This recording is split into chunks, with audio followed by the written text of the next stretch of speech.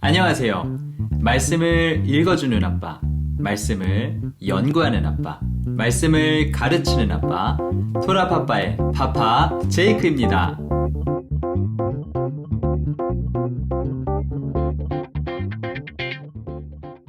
이번 주 토라 포션은 45번째 파라샤인 바에트 하난, 간구하기를입니다. 신명기 3장 23절에서 7장 11절까지의 말씀이고요. 함께 읽을 말씀으로는 이사야서와 누가복음 말씀이 있습니다. 먼저 이사야서 말씀을 살펴보겠습니다. 이사야서 40장부터는 바벨론 포로기 상황에 이스라엘 백성에게 전하는 회복의 말씀과 함께 메시아이신 예수 그리스도와 또 마지막 때에 관한 예언이 기록되어 있습니다. 특별히 이사야 40장은 바벨론의 포로가 된 하나님의 백성 이스라엘을 위로하라는 말씀으로 시작하는데요. 이사야서 40장 1절에서 3절 말씀을 읽어보겠습니다. 너희의 하나님이 이르시되 너희는 위로하라, 내 백성을 위로하라. 너희는 예루살렘의 마음에 닿도록 말하며 그것에게 외치라. 그 노역의 때가 끝났고 그 죄악이 사함을 받았느니라. 그의 모든 죄로 말미암아 여호와의 손에서 벌을 배다 받았느니라 할지니라 하시니라. 외치는 자의 소리여 이르되 너희는 광야에서 여호와의 길을 예비하라. 사막에서 우리 하나님의 대로를 평탄하게 하라. 아멘. 여기에서 여호와의 길을 예비하는 광야에서 외치는 자의 소리가 등장합니다.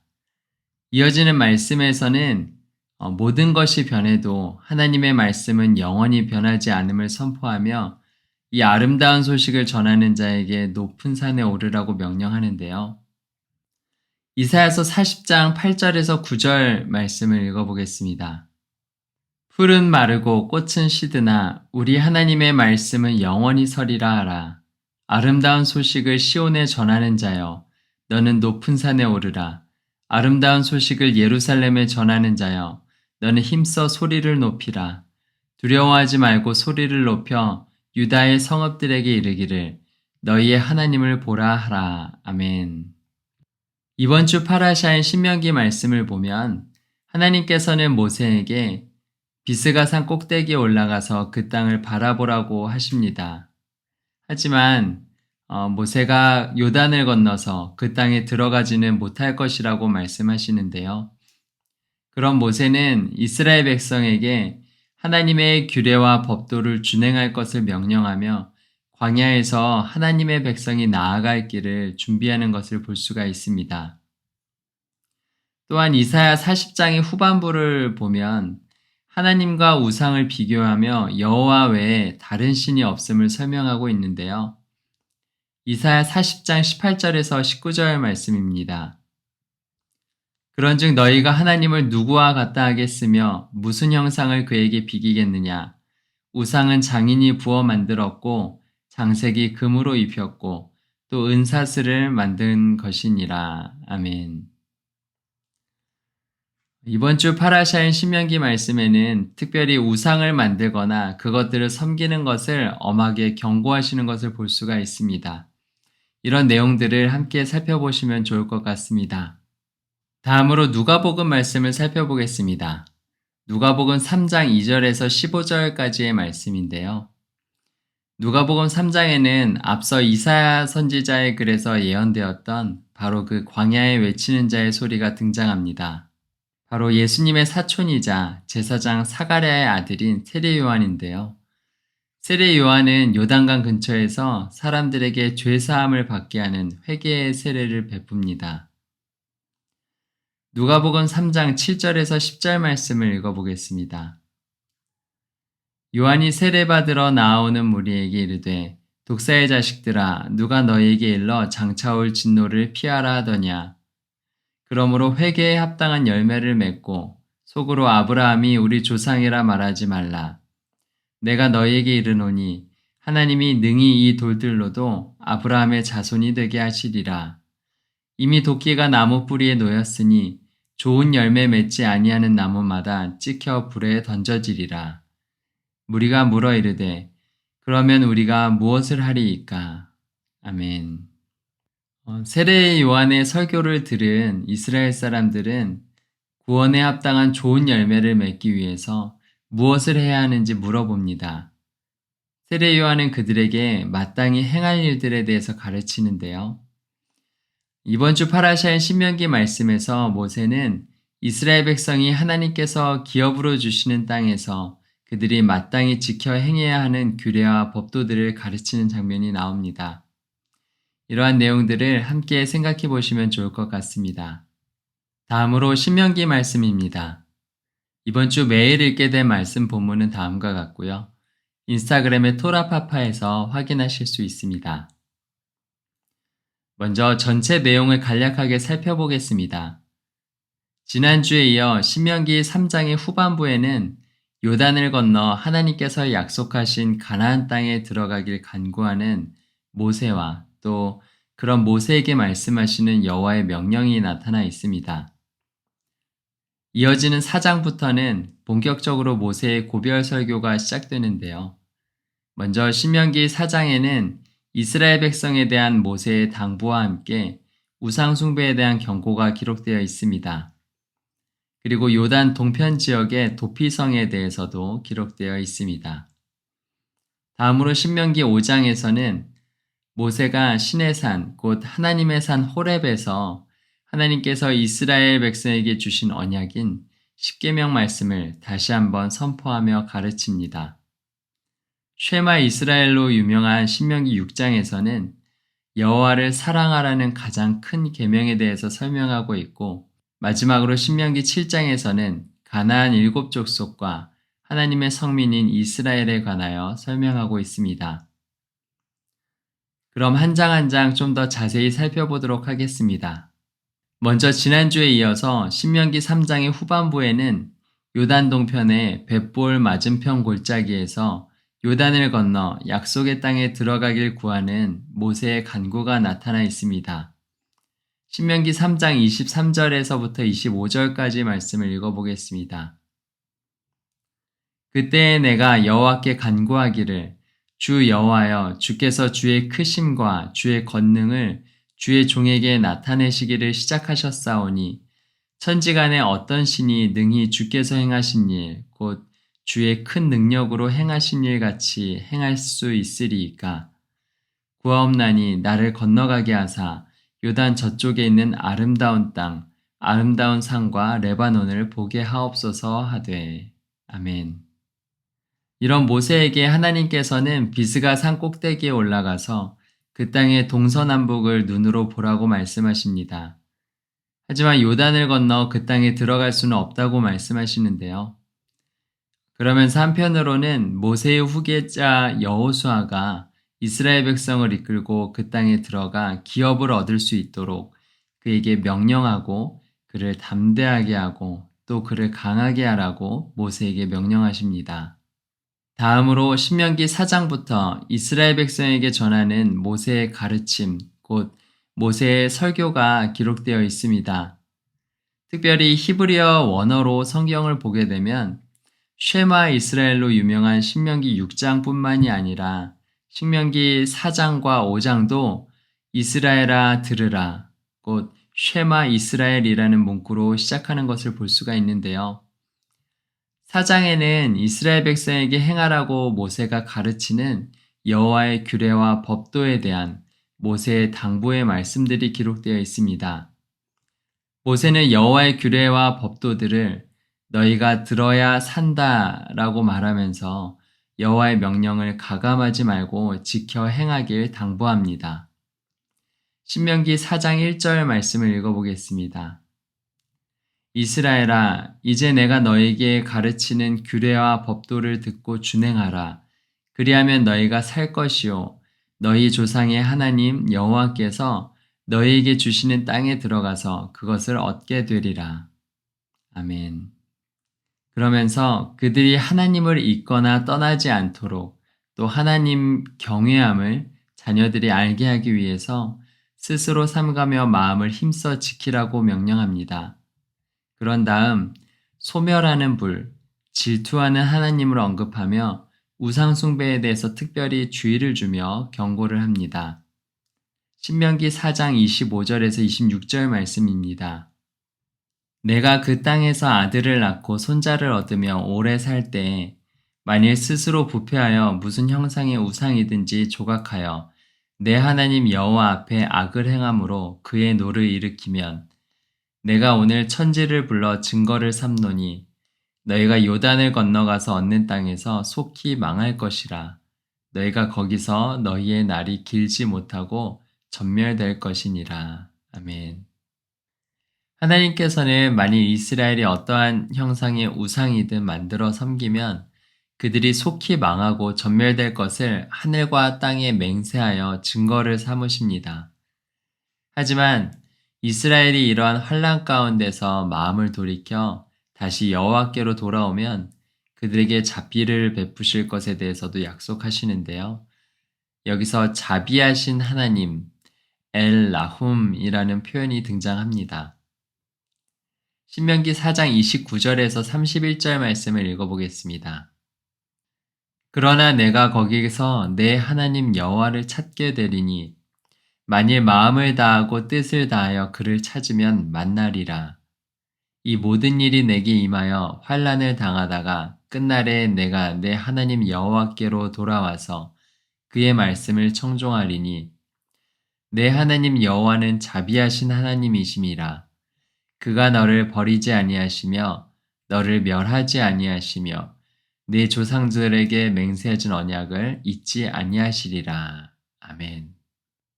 이어서 모세는 하늘과 땅에 오직 여호와 외에 다른 신이 없음을 강조하며 여호와의 규례와 명령을 지킬 것을 당부합니다. 다음으로 하나님께서 요단 동편 땅에 구별하신 도피성에 대한 설명이 나옵니다. 앞서 민수기 35장에서 레위인들에게 거주하도록 주신 48개의 성읍들 가운데 요단 서쪽의 세 성읍, 동쪽의 세 성읍으로 총 6개의 도피성이 포함되어 있었는데요. 그 중에 요단 동편에 있는 도피성 세 성읍에 대해서 설명하고 있습니다. 먼저 르우벤 지파를 위하여는 광야 평원에 있는 베셀을, 갓 지파를 위하여는 길르앗 라못을, 마지막으로 므낫세 지파를 위하여는 바산 골란을 도피성으로 하여 원한 없이 부지 중에 살인한 자가 생명을 보존하기 위해 도피할 수 있도록 구별되었습니다. 다음으로 신명기 5장에서는 하나님께서 시내산에서 이스라엘 가운데 주셨던 하나님의 언약인 십계명을 모세가 다시 한번 출애굽 2세대에게 선포합니다. 특별히 이 언약이 여호와께서 이미 죽은 조상들과 세우신 것이 아니라 지금 여기에 살아있는 우리와 세우신 언약임을 강조하는데요. 신명기 5장 1절에서 3절 말씀을 읽어보겠습니다. 모세가 온 이스라엘을 불러 그들에게 이르되 이스라엘아 오늘 내가 너희의 귀에 말하는 규례와 법도를 듣고 그것을 배우며 지켜 행하라. 우리 하나님 여호와께서 호렙산에서 우리와 언약을 세우셨나니 이 언약은 여호와께서 우리 조상들과 세우신 것이 아니요 오늘 여기 살아있는 우리 곧 우리와 세우신 것이라. 아멘. 이때 여호와 하나님의 영광과 위엄을 본 사람들은 두려워하며 하나님께서 모세를 통해 말씀하시는 것을 듣고 행하겠다고 말하는데요. 하나님께서는 이스라엘 백성이 항상 이와 같은 마음을 품어 하나님을 경외하고 하나님의 모든 명령을 지키길 원하신다고 말씀하십니다. 그러면서 여호와께서 명령하신 모든 도를 행하는 자들에게 생명과 복과 땅을 약속하십니다. 다음으로 신명기 6장은 이스라엘 백성이 요단을 건너가서 차지할 땅에서 행할 하나님의 명령과 규례와 법도의 목적에 대해서 설명을 합니다. 신명기 6장 1절에서 3절 말씀입니다. 이는 곧 너희의 하나님 여호와께서 너희에게 가르치라고 명령하신 명령과 규례와 법도라. 너희가 건너가서 차지할 땅에서 행할 것이니 곧 너와 내 아들과 내 손자들이 평생에 내 하나님 여호와를 경외하며 내가 너에게 명한 그 모든 규례와 명령을 지키게 하기 위한 것이며 또 내 나를 장구하게 하기 위한 것이라. 이스라엘아, 듣고 삼가 그것을 행하라. 그리하면 내가 복을 받고 내 조상들의 하나님 여호와께서 내게 허락하심 같이 젖과 꿀이 흐르는 땅에서 내가 크게 번성하리라. 아멘. 그리고 이어서 쉐마 이스라엘 말씀이 선포됩니다. 신명기 6장 4절에서 5절 말씀입니다. 이스라엘아 들으라. 우리 하나님 여호와는 오직 유일한 여호와이시니 너는 마음을 다하고 뜻을 다하고 힘을 다하여 내 하나님 여호와를 사랑하라. 특별히 신명기 6장이 쉐마 이스라엘을 대표하는 까닭은 예수님께서 말씀하신 것처럼 이것이 크고 첫째 되는 계명이기 때문일 텐데요.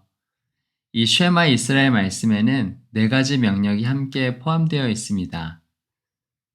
먼저 첫 번째는 여호와를 사랑하라는 계명을 마음에 새기는 것이고요. 두 번째는 자녀들에게 가르치라는 명령입니다. 다음으로 세 번째는 손목의 기호와 이마의 표로 삼으라는 것이고요. 마지막으로 집 문설주와 문인방에 기록하라는 것입니다. 유대인들은 지금까지도 이것을 문자적으로 그대로 지켜 행하며 살아가고 있는 것을 볼 수가 있는데요. 그것 때문에 이스라엘은 온 역사 가운데 핍박을 받고 흩어지면서도 여전히 그들의 신앙을 잃어버리지 않고 대대로 이어갈 수 있었던 비결이 아닐까 생각해 봅니다. 다음으로 모세는 어떻게 이 말씀처럼 이스라엘이 여호와를 사랑할 수 있는지에 대해서 설명합니다. 그것은 그들을 애굽 땅 종되었던 집에서 인도하여 내신 여호와를 잊지 말고 그 하나님을 경외하고 다만 그 하나님을 섬기며 그의 이름으로 맹세하고 다른 신들을 따르지 말고 여호와를 시험하지도 말고 하나님께서 명령하신 명령과 증거와 규례들을 지켜 행하며 여호와 보시기에 정직하고 선한 일을 행하며 사는 것입니다. 그리고 이 모든 것을 그들의 자녀에게 가르치는 것입니다. 마지막으로 모세는 이것이 하나님의 백성 이스라엘의 의로움이 될 것이라고 말합니다. 신명기 6장 24절에서 25절 말씀입니다. 여호와께서 우리에게 이 모든 규례를 지키라 명령하셨으니 이는 우리가 우리 하나님 여호와를 경외하여 항상 복을 누리게 하기 위하심이며 또 여호와께서 우리를 오늘과 같이 살게 하려 하심이라. 우리가 그 명령하신 대로 이 모든 명령을 우리 하나님 여호와 앞에서 삼가 지키면 그것이 곧 우리의 의로움이니라 할지니라. 아멘. 마지막으로 신명기 7장에는 앞으로 이스라엘 백성이 요단을 건너 하나님께서 차지하게 하신 땅에 들어가 만나게 될 민족들에 대한 말씀으로 시작합니다. 신명기 7장 1절 말씀을 읽어보겠습니다. 내 하나님 여호와께서 너를 인도하사 내가 가서 차지할 땅으로 들이시고 내 앞에서 여러 민족, 헷 족속과 기르가스 족속과 아모리 족속과 가나안 족속과 브리스 족속과 히위 족속과 여부스 족속, 곧 너보다 많고 힘이 센 7 족속을 쫓아내실 때에. 아멘. 모세는 이들 가나안 7 족속이 이스라엘보다 많고 힘이 세지만 하나님께서 그들을 이스라엘에게 넘겨주실 것이라고 말합니다. 그러면서 그들을 진멸하고 그들과 언약하지 말고 그들에게 은혜를 베푸지 말고 그들과 혼인하지 말라고 명령합니다. 그리고 그들의 우상과 제단을 제하라고 명령하는데요. 이러한 이유에 대해서 이스라엘 자손이 그들에게 유혹되어서 다른 신들을 섬기게 될 것이기 때문이라고 설명합니다. 이어서 모세는 하나님께서 만민 중에서 이스라엘을 하나님의 성민으로 택하신 이유에 대해서 설명하는데요. 신명기 7장 6절에서 11절 말씀을 이어서 읽어보도록 하겠습니다. 너는 여호와 내 하나님의 성민이라. 내 하나님 여호와께서 지상 만민 중에서 너를 자기 기업의 백성으로 택하셨나니 여호와께서 너희를 기뻐하시고 너희를 택하심은 너희가 다른 민족보다 수요가 많기 때문이 아니니라. 너희는 오히려 모든 민족 중에서 가장 적으니라. 여호와께서 다만 너희를 사랑하심으로 말미암아 또는 너희의 조상들에게 하신 맹세를 지키려 하심으로 말미암아 자기의 권능의 손으로 너희를 인도하여 내시되 너희를 그 종되었던 집에서 애굽 왕 바로의 손에서 속량하셨나니 그런즉 너는 알라 오직 내 하나님 여호와는 하나님이시요 신실하신 하나님이시라. 그를 사랑하고 그의 계명을 지키는 자에게는 천대까지 그의 언약을 이행하시며 인애를 베푸시되 그를 미워하는 자에게는 당장에 보응하여 멸하시나니 여호와는 자기를 미워하는 자에게 지체하지 아니하시고 당장에 그에게 보응하시느니라. 그런즉 너는 오늘 내가 내게 명하는 명령과 규례와 법도를 지켜 행할지니라. 아멘. 오늘 우리가 살펴본 신명기 말씀 가운데 하나님의 명령과 규례와 법도를 지켜 행하라 라는 표현이 반복적으로 나타나는 것을 봅니다. 성경은 이것으로 말미암아 우리가 하나님 경외함을 배우게 되고 또 그로 말미암아 우리가 살게 되고 또 복을 받고 또 하나님께서 차지하게 하신 땅에서 우리의 날이 길 것이라고 말씀하십니다. 그런데 여기서 재밌는 것 한 가지를 발견했는데요. 일반적으로 축복 또는 복을 표현하는 히브리어로는 바라크라는 단어가 사용이 됩니다. 그런데 오늘 우리가 살펴본 신명기 본문에서 복에 해당하는 히브리어는 토브 또는 이타브가 사용되는 것을 볼 수가 있었습니다. 토브와 이타브 두 단어 모두 좋은 또는 선한이라는 뜻으로 사용되는 것을 볼 수가 있는데요. 이 단어들은 또한 하나님과 사람 사이에 온전한 샬롬을 이루는 상태를 의미하기도 합니다. 즉 우리가 하나님의 모든 명령을 따라 살 때 우리와 하나님 사이가 온전한 샬롬의 상태가 되는 것이라고 할 수 있겠습니다. 그런데 이 단어가 또 어디에서 사용되었냐면 신명기 5장 16절의 10계명의 5번째 계명인 내 부모를 공경하라 에서 사용되었습니다. 여기서 공경이라는 단어는 성경에서 영광으로도 번역되는 카베드라는 단어가 사용되었는데요. 이것은 곧 부모님을 영광스럽게 하라 또는 부모님을 영화롭게 하라 라는 뜻으로도 해석해 볼 수가 있습니다.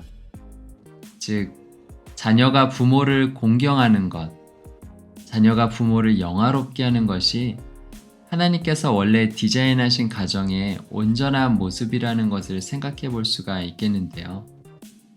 또한 모세는 하나님 경외함을 곧 우리의 마음과 뜻과 힘을 다해서 하나님을 사랑하는 것을 우리의 마음에 새기고 우리 삶의 모든 영역에 그것을 기억나게 하라고 명령합니다. 특별히 여기서 강조되는 것이 자녀에게 그것들을 가르치라는 것입니다. 우리가 하나님의 모든 명령을 따라 살아가는 것이나 자녀들이 또는 자녀된 우리가 부모를 영화롭게 하는 것, 그리고 하나님을 경외하는 것을, 그렇게 하나님을 사랑하는 것을 자녀들에게 가르치는 것, 이 모든 것은 참 쉽지 않은 것 같습니다. 우리의 노력과 열심으로만은 잘 되지 않는 것 같기 때문인데요. 그렇기 때문에 오늘도 성령의 도우심을 간구하게 됩니다. 그리고 그렇기 때문에 오늘도 우리가 기도하는 것을 쉴 수가 없는 것 같습니다. 하지만 그로 인해 오늘도 예수 그리스도의 성령으로 말미암아서 하나님 아버지와 온전히 샬롬하시는 복된 여러분의 삶 되시길 예수 그리스도로 축복합니다. 또한 그로 인해 여러분과 여러분 자녀들 사이에 하나님의 온전한 샬롬이 임하는 복된 가정 되시길 예수 그리스도 이름으로 축복합니다. 이번 주 토라 포션은 여기까지였고요. 다음 주에 또 새로운 말씀으로 찾아뵙도록 하겠습니다. 한 주간도 평안하세요. 샬롬! 구독과 좋아요 꼭 눌러주세요. 이렇게?